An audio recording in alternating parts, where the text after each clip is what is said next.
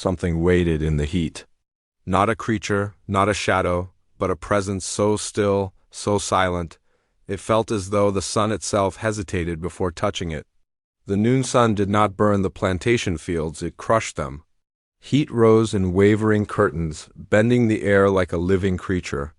Dust clung to sweat, sweat clung to skin, and skin clung to the bones of anyone forced to work these rows. In the center of this furnace stood Josiah, a man carved from silence. His eyes, dark and unreadable, seemed to absorb the blinding light rather than reflect it. Every pull of the plow, every turn of the soil, every quiet breath made him look less like a man and more like a monument someone had forgotten to carve inscriptions into. At 25 to 30, he was in the absolute height of his power. Broad as a barn wall, arms knotted like timber, shoulders capable of reshaping the world itself, but he never chose to, he simply worked.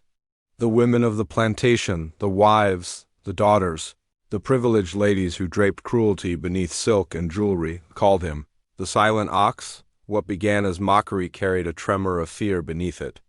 From the veranda, they watched him work as if he were a riddle hidden in plain sight.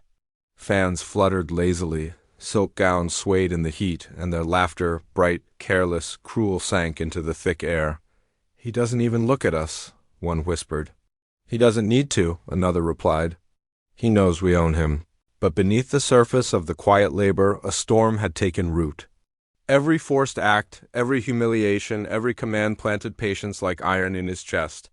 Not hot rage glacial, creeping, unstoppable. Layla, one of the plantation daughters, leaned forward from her chair. "Look at him," she said. "He doesn't even blink, like he has no mind at all." "Or maybe he hides it," another whispered. Silence fell, heavy as the heat. Even Lila's mockery faltered, because something older, sharper, and deeper than anger or pain simmered behind Josiah's quiet eyes, something that had been waiting for a trigger. And when that trigger came, it would not stop until it reshaped the world that had tried to break him. The sun pressed down harder, warning them. Some storms don't roar when they form, they grow in silence, beneath the weight of every cruel hand that ever touched them. The plantation's main house sat like a crown on the hill-white columns, polished floors, chandeliers that caught the sun and threw it across the walls like shards of broken glass. But beneath its elegance lived something foul, hidden in the silks and powdered perfumes of the women who ruled over it. They were not gentle ladies, they were not ignorant bystanders. They were the architects of their own quiet empire of control. And Josiah had lived under their gaze since the day he was strong enough to lift a plow. The wives and daughters of the plantation's ruling family called themselves the Circle, a harmless name to outsiders, but to those beneath them it meant oversight, punishment, expectations whispered like chains. They dictated schedules, meals, work assignments, personal punishments, everything that made a person feel either human or less than human. And Josiah had been placed in their hands early, because the Circle preferred men who couldn't speak back. Inside the parlor, curtains drawn to block the heat, the Circle gathered that afternoon as if preparing for a feast of gossip and authority. Layla sat at the center, the unofficial leader, young, vicious, and desperate to prove herself superior to the older women who mentored her. "He's grown stronger," she said, reclining on a velvet love seat, sipping sweet tea as though it were wine. "Too strong, perhaps." One of the older wives adjusted her lace gloves, voice calm but firm. "He's useful to the plantation. His strength provides what 10 men could do." "Yes," Layla replied, "but he's quiet." And quiet men become unpredictable. The women murmured in agreement. A breeze slipped in through the cracked window, heavy with heat, heavy with the scent of dust, and even that felt like it carried warning. Another voice spoke, this time from the corner, belonging to Marianne, the oldest among them. She had watched many men break under the Circle's rule. "He's not like the others," she said. "He doesn't complain, he doesn't question, he doesn't bow more than he must. That kind of silence is unnatural." Layla's lips curved. "It's obedience." "No," Marianne answered. "It's restraint." The room stilled. Because restraint meant something waiting, and something waiting meant danger. Still, Lila waved off the concern as if she were brushing away a fly. He doesn't get to decide who he is.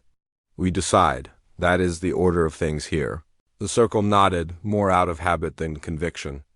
Outside, down on the lower grounds, Josiah moved from one labor task to another with the same terrifying calm as always.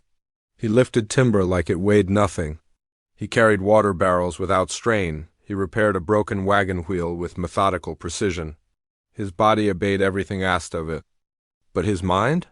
That was what none of them could ever see. The circle observed him from the veranda as he worked. Their eyes narrowed, studying him as one might study a beast that could either pull a carriage or kick it apart. "He never shows pain," one of them whispered. "He never shows anything," another replied.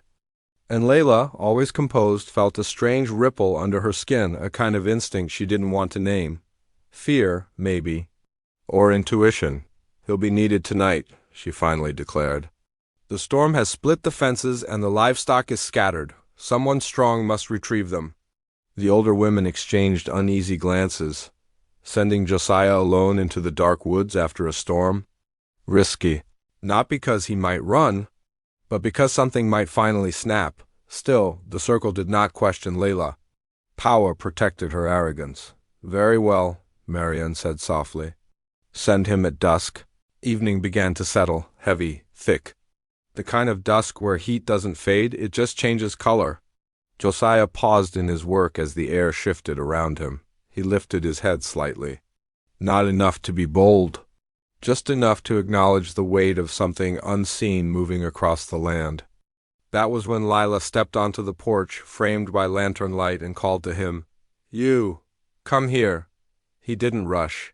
He didn't hesitate. He walked with the calm of a man who felt nothing. But deep in his quiet stare lived the first flicker of a truth the circle refused to believe. The silent ox was not tame. He was storing every cruel command like stacked firewood. And one night someone would strike a spark. The women believed their power kept him contained, never realizing they were feeding a storm built to erupt only once. Dusk crawled over the horizon like something wounded, dragging the last of its light through the crooked branches. The recent storm had torn through the plantation ground, splitting fences, uprooting young trees, scattering livestock into the wild thickets of the forest. But the forest was never just a collection of trees. It was a world with its own breath, its own judgment, its own memory. And Josiah walked into it as if returning to an old acquaintance. The circle watched from the porch as he crossed the field. Lantern light flickered behind them, casting long, warped shadows across the house walls. None of them stepped beyond the wooden steps. The woods belonged to him now, even if they refused to admit it. Josiah carried only a rope, a lantern, and his own silence. The moment he stepped beyond the broken fence, the forest swallowed the last sound from the plantation. No insects, no birds. Only the slow settling of storm-soaked leaves, dripping onto soil still warm from the dying day. The path was muddy, but Josiah's steps were certain. His heavy frame moved with startling quiet, boots sinking without complaint into the wet earth. He spotted the first animal, a skittish calf tangled in vines. The creature trembled, eyes wide, sensing the difference in the air. Even beasts knew when a storm had changed something fundamental. Josiah crouched. His expression didn't shift, not even in the soft lantern glow. With practiced motion, he cut the vines, soothed the animal with a steady hand, and looped the rope around its neck. Simple. But as he led the calf back toward the clearing, a crack of wood echoed behind him. Not a branch falling. Not an animal, a person. Josiah didn't turn, he didn't stiffen. He simply waited, lantern casting a warm, trembling circle of light around his feet. Then a voice slithered out from the darkness.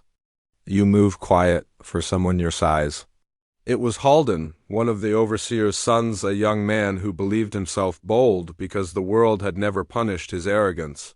He stepped into the lantern's fringe, soaked from the storm, breath sharp with drink. Josiah kept his eyes forward. Halden paced like a restless dog, circling him slowly, boots scraping wet leaves. "You always were strange," he muttered, never spoke. "Never fought back, always working?" "Always watching." He stopped behind Josiah, close enough that the heat of his breath grazed the back of Josiah's shoulder. "My mother says the circle raised you well," Josiah still didn't look at him. Halden laughed under his breath. Short, mean, not even a word, nothing? Gods, you're dull. He kicked mud at Josiah's boots, expecting a reaction. None came. Halden clicked his tongue. They say you're strong enough to snap a fence post in half. Strong enough to pull a plow alone. Strong enough to... He stopped, because Josiah finally turned. Slow. Measured. Controlled. There was no anger in his face. No tension. No warning. Just an emotionless stare, carved by years of endurance, a stare that did not tremble under pressure. Halden stepped back instinctively, his bravado thinning. The lantern swung slightly in Josiah's grip, making Halden's face blur in distorted shadows. You know, Halden muttered, swallowing, the circle. They don't like men who stay quiet. Makes them think you're hiding something. Silence. Halden exhaled sharply. Fine, don't talk. Just get the animals back before they blame me? He stormed off, muttering curses under his breath, pretending the encounter hadn't shaken him. Josiah watched him go until the forest swallowed the sound of his boots. Then he returned to the task, pulling the calf through the trees, rope steady in his hand, expression unchanged. But the forest felt different now. It recognized something rising in him. A storm beneath the skin, a quiet that was no longer submission, but storage. He paused at the tree line, lantern light brushing the ferns like fingers searching for truth. The forest breathed, and Josiah breathed with it, not as a servant, but as something forming, something patient, something calculating, something inevitable. The woods saw what the circle could not the moment a silent man begins to listen to his own growing fury. Night rose slowly over the estate, thick as cooling tar. The storm had passed, but its memory clung to the air, a heaviness that made every lantern flame shiver, every window pane quiver, every shadow feel too aware. The forest behind Josiah seemed darker now, as if it had swallowed something it intended to return later. Inside the grand hall, the circle gathered. 10 women wives, daughters, and inheritors of the estate sat around a long table carved from old timber. Their dresses were immaculate, their hair pinned with silver and pearl. But beneath the fine fabric lingered a cruelty shaped over years, a cruelty sharpened by power passed down like jewelry.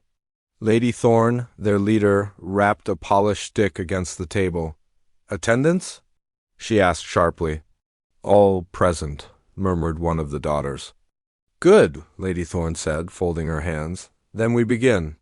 Josiah entered quietly, head slightly bowed, expression unreadable. He had been summoned, they never asked. They only summoned. He took his place near the wall, standing perfectly still. His presence was both decor and warning, an instrument built by their command, never by his own. Lady Thorne's gaze slid to him. "You brought in the stray animals?" she asked. "Yes," he answered, voice low, neutral. A simple word, a simple confirmation. But the circle noticed something they didn't understand, the absence of tremor in his tone. The absence of deference, the absence of fear. Lady Thorne narrowed her eyes. "Do speak up next time. Your silence grows irritating." Josiah didn't respond, didn't need to. The room felt colder for it. The circle shifted uncomfortably. It wasn't defiance. It wasn't rebellion. It was something worse. A man no longer shaped by their expectations. Lady Sierra leaned forward. "There have been storms, flooding, lost crops. The forest feels wrong." Lady Elaine nodded. "The men whisper about strange things, shadows moving, beasts watching. They say the land is changing."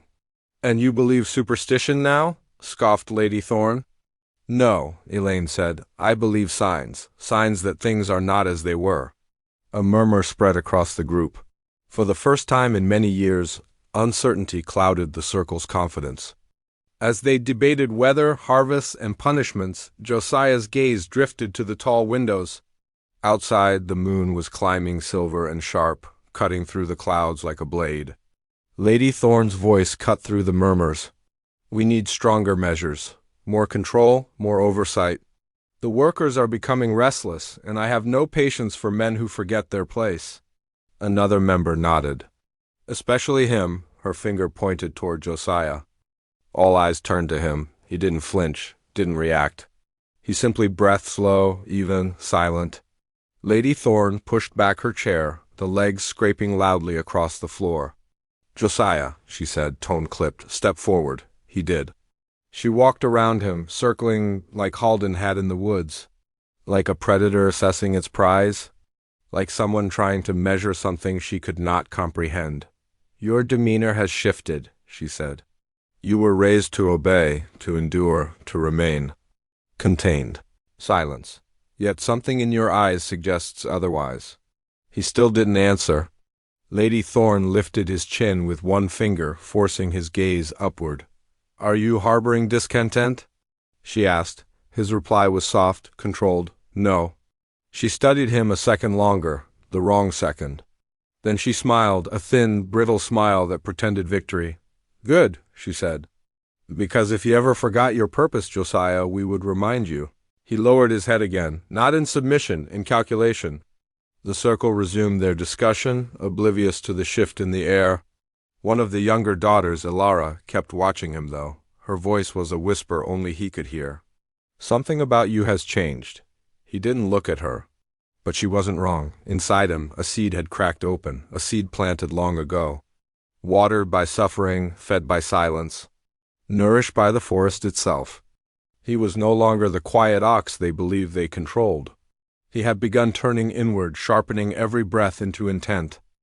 And the circle never sensed the truth storms don't end when the sky clears. Some simply move into a man's bones. Dawn crawled over the estate like a reluctant witness, pale and sickly, as if the sun itself wanted nothing to do with the land beneath it. The workers moved slowly, shoulders hunched, steps heavy. The storm's damage wasn't the real weight fear was. Rumors had spread overnight, the forest had changed. Josiah had returned differently, something was stirring beneath the soil. Josiah walked the perimeter of the fields, inspecting the flooded trenches. His movements were precise, mechanical, yet his eyes weren't the dull, resigned orbs the circle was used to. They tracked everything, the lines of the land, the weaknesses in the estate's structures, the thin points in the circle's control. Every detail sharpened, every breath measured, every instinct awake. Behind him, 3 overseers approached men the circle kept loyal with money, power, and the illusion of superiority. Their boots splashed through the mud, deliberately loud. "Josiah," one barked. "Lady Thorne wants the south trench cleared by noon. And she said if it isn't done, you'll answer for it." The comment was bait. Josiah didn't take it. He simply nodded once. The overseer frowned, no flinch, no resentment, no fear. Josiah's lack of reaction irritated them, it always had, but today it felt different. Threatening, even if they couldn't articulate why. "You hearing me?" the overseer pressed. "Yes." One word flat, controlled, dead calm. The men exchanged uneasy glances but forced themselves to laugh. "Good. Don't make us repeat ourselves."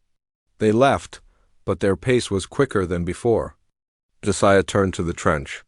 The mud was thick, almost clay-like, but he dug in with his bare hands, movement swift and efficient. Labor was not his enemy, never had been.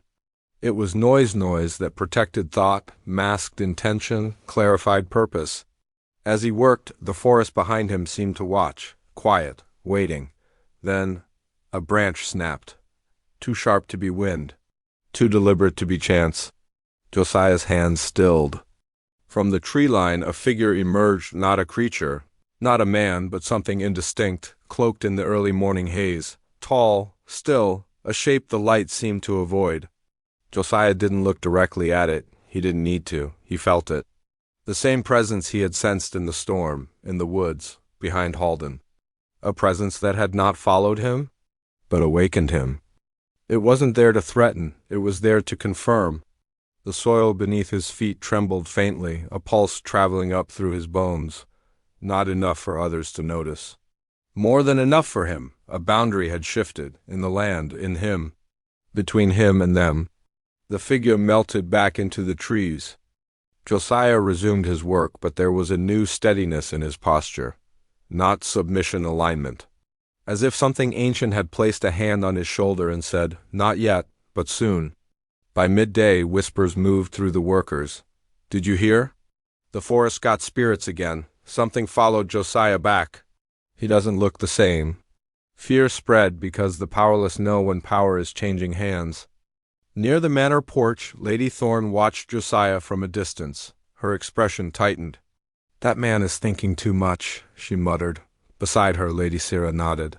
"He's always been obedient, but now he feels unpredictable." "Unpredictable men are dangerous," Thorne replied. "We'll correct it."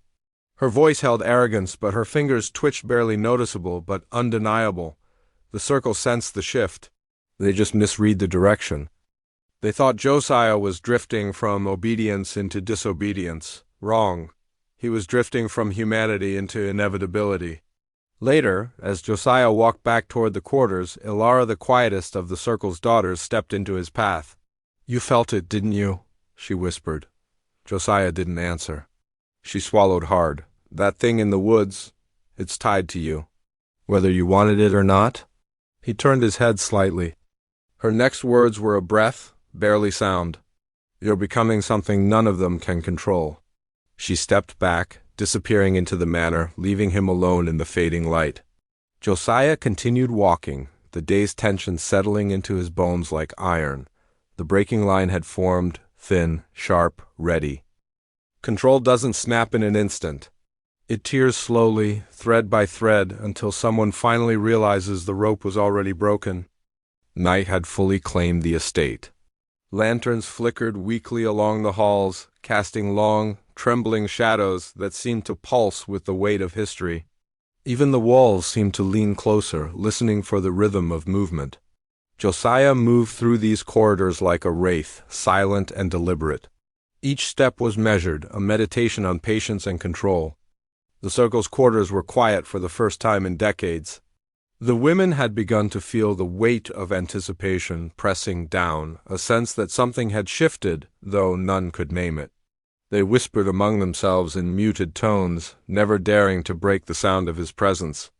Josiah paused before a door at the far end of the hall, the quarters of Lady Thorne. He could feel her pride and her fear intertwining, a volatile fragrance that filled the room even without opening the door. His hand rested lightly on the wooden frame. The grain was rough beneath his fingers, yet steady, like a reminder of every small indignity he had endured. From inside, a candle flickered. Lady Thorne's voice, controlled yet sharp, broke the silence. "Josiah," she said, "come here." He did not move toward her, not yet. "You ignore my summons?" she said, tone rising. "Do you forget your place?" He stepped closer, slow and deliberate, until the door's shadow fell across his face. "I remember everything," he replied, voice low and measured. Every word carried the weight of unspoken years. Every syllable contained the patience that had been forged through suffering, quiet endurance, and meticulous observation. Lady Thorne's hands clenched. She had always relied on his obedience, on the predictability of his silence. But now, even the certainty of that obedience seemed to falter. She could sense it, though she refused to name it. Outside, the wind moaned through the broken eaves, rattling window panes as if echoing the storm that had passed long ago. Josiah's gaze swept over the quartered room, noting the angles, the hidden gaps, the weaknesses in the foundation of her command. Every detail would matter. Every detail would serve. The silence stretched. He made no sudden moves. No noise betrayed him. But inside, his mind moved like a river in flood, calculating, remembering, anticipating. Lady Thorne swallowed hard. "You are different," she said, almost involuntarily. "I am," he admitted softly, almost a whisper, almost nothing. And in that moment she realized that his silence was no longer compliance. It was strategy.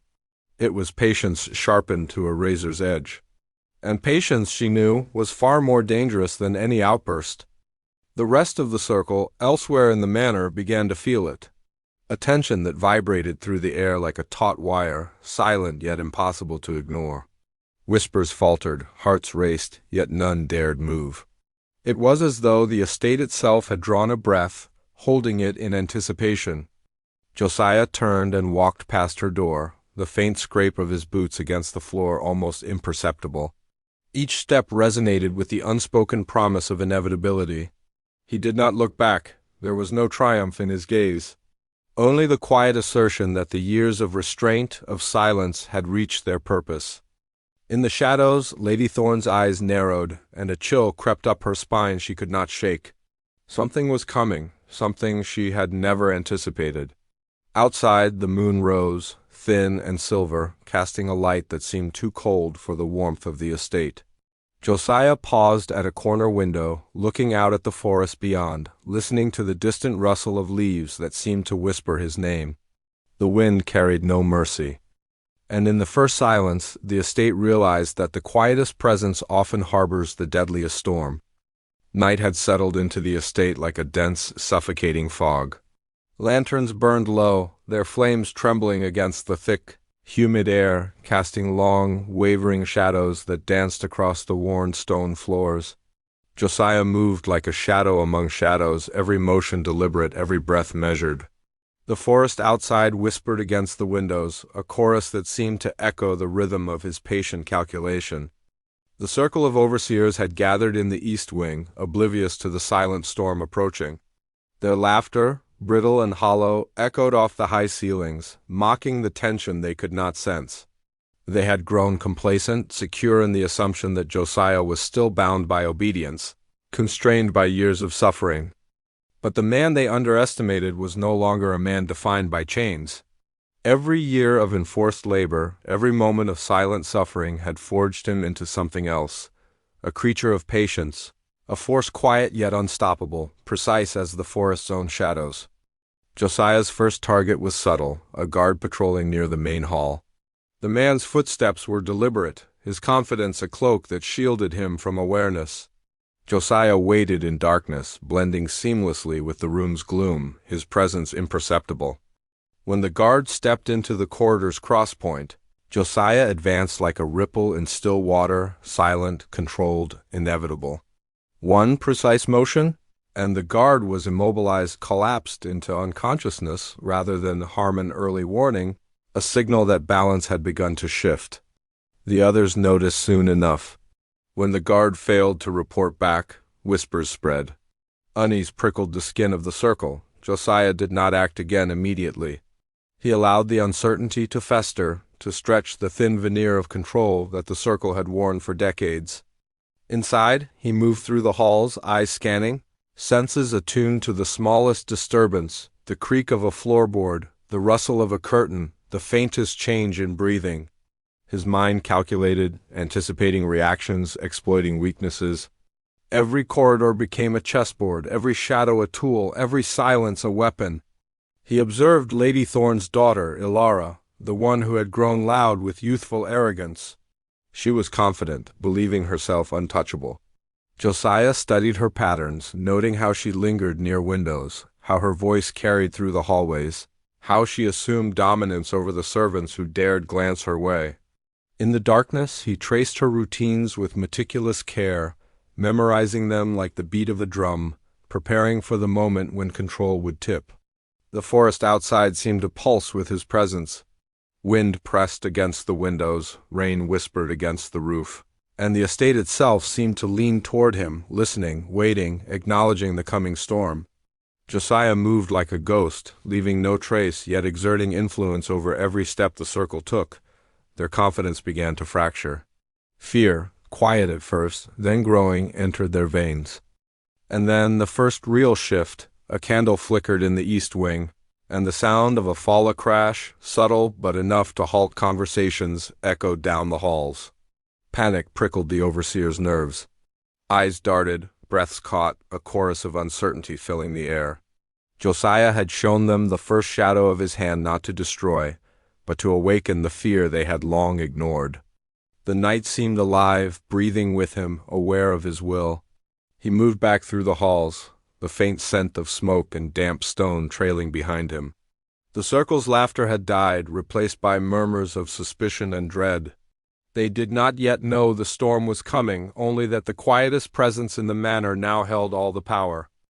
And in that first shadow, the circle realized that patience can be more lethal than fury, and that fear, once awakened, cannot be silenced. Dawn had not yet arrived. The estate lay under a shroud of heavy, humid darkness, and the fog rolled through the courtyard like a living thing, curling around pillars and staircases, masking intentions. Josiah moved through it with absolute control, silent as the earth itself. Yet every step carried the weight of a storm yet to break. The circle sensed the shift. Lady Thorne and her daughters moved through the halls with tentative caution, eyes darting to corners, fingers brushing against walls for reassurance. For the first time in decades, confidence had abandoned them. Their arrogance had dissolved into murmurs, and every sound, no matter how small, became a threat. Josiah had planned this moment with deliberate care. The past months had been spent observing learning patterns, tracing habits, noting every weakness in their routines. The estate itself had become an ally, creaking floorboards, loose shutters, narrow corridors, all tools in his strategy. He began with small, calculated strikes, doors left ajar, whispers of movement in hallways, the faintest shadow across candlelight. Nothing overt, nothing irreversible. The circle's minds raced. They could not see him, yet they felt him like the pressure of air before a storm, silent and inevitable. A sound came from the east wing, a quiet collapse, a crate knocked over by unseen hands. Panic fluttered through the room. Servants froze in place, not daring to speak, not daring to move. The women of the circle looked at one another, their confident postures trembling. Josiah's patience remained absolute. He did not rush. The storm built slowly, and he allowed the fear to grow in their veins. Arrogance curdled into uncertainty. Confidence fractured into doubt. He moved silently, unseen, every step choreographed, every action precise. Ilara, the youngest of the circle, thought herself clever, hiding behind her status. She leaned toward a window, seeking the first sign of the intruder. Josiah watched her from the shadows, memorizing her stance, her rhythm, the small ways she betrayed herself. This moment was not for fury, it was for mastery. She would learn, slowly, that control could be taken without a sound, without struggle, without fury. The estate seemed alive around him. Wind hissed through broken eaves, rustling leaves like whispers of warning. The walls themselves seemed to hum with anticipation, groaning under the weight of time and the promise of retribution. Each step Josiah took resonated with purpose. From the hallways, a candle flickered and went out. Another followed. In the darkness, whispers grew, steps faltered. The circle's plans, their assumptions, their dominance all unraveling in silence. He did not speak, did not strike, did not reveal himself. The fear was enough. By midnight, the estate had become a stage, and Josiah its unseen director. Every corridor, every shadow, every creaking floorboard was part of the performance. The women of the circle moved as if guided by invisible strings, trapped in the web he had spun. Their arrogance had been their undoing. Now only instinct and dread remained. And in that oppressive silence, Josiah paused at the central hall. His shadow stretched long under the dim moonlight filtering through tall windows. The air was still, heavy with tension, the calm before the storm. He had shown them the first edge of his plan. The rest would follow like winter's ice, slowly, inevitably, and mercilessly. In the first hours of fear, the circle learned that silence can cut deeper than any blade, and that the patient shadow often carries the sharpest vengeance. The estate lay under a moon veiled by thick clouds, casting a muted silver light across the stone courtyard. Each shadow seemed heavier, denser, pregnant with anticipation. Josiah moved silently along the hallways, the faint scuff of his boots against the worn stones swallowed by the thick, humid air. Every corner of the manor seemed alive, listening, aware of the storm that had long been gathering beneath the surface. The circle was restless. Lady Thorne and her daughters paced their quarters, whispers breaking the suffocating silence like brittle twigs underfoot. They no longer laughed. Their confidence, once absolute, had given way to fear that neither candlelight nor servant's presence could dispel. From the darkness, Josiah observed. He watched how they moved, memorized their routines, catalogued every weakness exposed by their growing terror. His patience was a blade, honed by decades of endurance, sharpened by every indignity they had imposed upon him. The first strikes had been subtle, almost imperceptible fallen crates, extinguished candles, a faint shadow glimpsed from a corner of the eye. But even in their subtlety, these actions had done their work. The circle's arrogance now quivered like a thread in the wind. A distant murmur broke from one of the upper corridors. Josiah froze, sensing the rising panic. He did not move toward it, did not call attention. He let the fear grow naturally, unassisted, until it fed on itself. Every heartbeat of the overseers echoed against the stone, every shallow breath marking their surrender to uncertainty. He had prepared the estate like a theater. Each hallway was a set, every creaking floorboard a line of dialogue in the performance of dread. The circle did not yet see him. They would not see him until the moment of revelation, when fear had fully unmade their composure and they were vulnerable in body and mind. Outside, the wind pressed against the windows, shaking shutters with the soft intensity of a threat unspoken. The trees leaned inward, branches scratching at the walls, their shadows twisting and folding like living fingers. It was as though the very earth conspired with him. Each whisper of movement in the forest a signal that he was never truly alone, and that nature itself had become a partner in his patient orchestration. He paused at a window overlooking the courtyard. Moonlight glinted across the dew-laden ground, painting long, distorted silhouettes of the estate's pillars and arches. Josiah's mind moved faster than his body, rehearsing, predicting, aligning every possibility. The circle's dread would reach its peak before any direct action was taken, and when it did, it would be absolute. And yet, even in the calm, he felt the weight of what must come. Years of suffering had been transmuted into precision, not rage. Every tactical move had been designed to restore balance, to force acknowledgement, to confront those who had believed themselves untouchable. The confrontation would be inevitable. Yet Josiah understood it would be nothing without the psychological groundwork he had meticulously built. Within the manor, candles flickered again, signaling yet another failed attempt by the circle to assert control. Panic flared briefly before retreating into confusion. Josiah allowed a faint smile, almost imperceptible, to brush his lips. This was the crescendo before the storm, the final silence before the inevitable confrontation that would mark the culmination of decades-long endurance. And in that still, suffocating silence, the estate itself seemed to wait with him, knowing that the reckoning was near, and that when it came, every shadow would speak of the patient vengeance he carried like a living heartbeat. The grand hall of the estate stretched like a cathedral of shadows, its high ceilings cloaked in darkness, punctuated only by the flickering glow of scattered candles. Moonlight filtered through tall windows, casting long, distorted silhouettes across the cold stone floor. The air was thick, humid, and heavy with anticipation, pressing against Josiah's chest like the weight of decades-long suffering. The circle of overseers had gathered, now fully aware that the silent predator they had underestimated had become the master of their own fear. Their once loud voices were reduced to tremulous whispers, their movements hesitant, uncertain. Arrogance had vanished, replaced by a desperate need to survive, to read the next shadow, the next sound, the next inevitable strike. Josiah emerged from the darkness, a figure carved of silence and precision, each step measured, deliberate. He did not rush. The reckoning had been long in the making. The circle flinched collectively as he crossed the threshold of the hall. He carried no weapon, his presence alone was enough. Every twitch, every glance, every unsteady breath became evidence of his complete control. Lady Thorne's eyes widened, searching for escape that did not exist. The daughters trembled, clinging instinctively to one another, though their protection was illusory. The manor itself seemed to lean in, attentive to the silent ballet of fear and authority.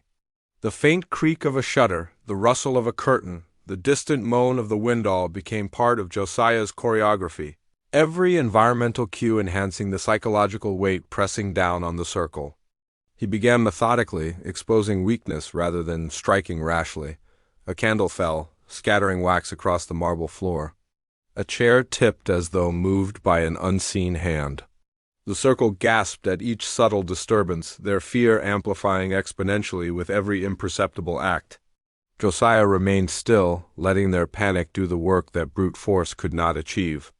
When he finally confronted Lady Thorne, it was with quiet intensity. "Do you understand now?" he murmured, his voice carrying the patience of years and the inevitability of consequence. That silence can be louder than your screams, and that endurance can outlast tyranny. The words landed like stones in a still pond, sending ripples through the remaining members of the circle. Tears, disbelief, and trembling recognition clouded their faces. The realization of their helplessness was absolute. Josiah did not raise a hand. He did not need to. The shadows he had nurtured, the silence he had commanded, and the meticulous orchestration of fear had done their work with surgical precision. The aftermath was quiet but profound. The circle sank to their knees, not from mercy, but from understanding the realization that their years of oppression had produced a force beyond their comprehension, a presence they could no longer manipulate or intimidate. Josiah moved among them, eyes steady, expression unreadable, carrying the weight of the suffering they had inflicted back upon themselves. Outside, the first light of dawn began to bleed across the horizon, a muted lavender and gold. The manor seemed to exhale with the morning wind, its stones no longer oppressive but cleansed by the reckoning. Josiah stood at the center of the hall, his gaze distant yet resolute. The estate had shifted, its balance restored not by fury, but by strategy, patience, and the quiet certainty of justice earned through endurance. For the first time in decades, silence felt alive, resonant with possibility rather than oppression. Josiah did not celebrate. There was no triumph in screams, no joy in fear. Only the quiet understanding that patience, endurance, and meticulous planning had reshaped a world built on cruelty into a stage for justice. And as the dawn touched the marble floors, Josiah remained the shadow of inevitability, a living legend of patience and revenge, silent, unbroken, and forever remembered.